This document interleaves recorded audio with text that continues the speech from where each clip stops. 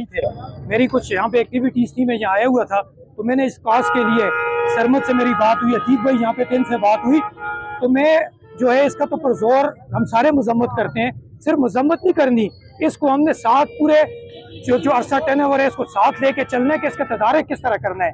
मैं दो बातें करता हुए जाऊँगा। एक डिपार्टमेंट की बात करूँगा। जैसे आप सबको पता है कि जो एजुकेशन डिपार्टमेंट है उसमें बाकायदा तौर पे ये एक वहाँ पे ये सिस्टम चलाया जाता है कि तमाम हॉल्स के अंदर जो है कैमरास फिट किए जाते हैं, लेकिन वो कैमरास किधर हैं?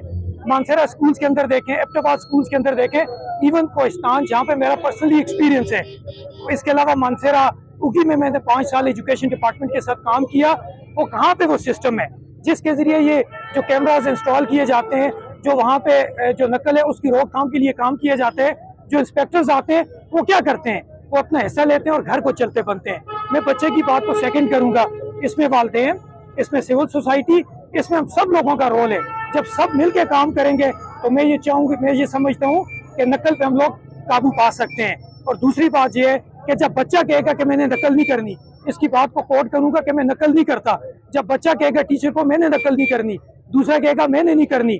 यहाँ पे तो सेंटर्स बिकते हैं, क्या करते हैं कि सारे बच्चों को कहते हैं आपने 1000 रुपीज लाने हैं, 100 बच्चे 1000 लाएगा तो कितने पैसे बनते हैं? करते क्या है, जो स्टाफ आता है उसको खाना खिलाया और इनसे नकल करवा दी, बच्चे का मुस्तकबिल तबाह। जब वो NTS में बैठते हैं, किसी मुकाबले के इम्तिहान में बैठते हैं, हमारे बच्चे पीछे रह जाते हैं। पेरेंट्स कहते हैं कि मैं तो इतनी अच्छी फीसेस देता था, मेरा बच्चा पीछे रह गया।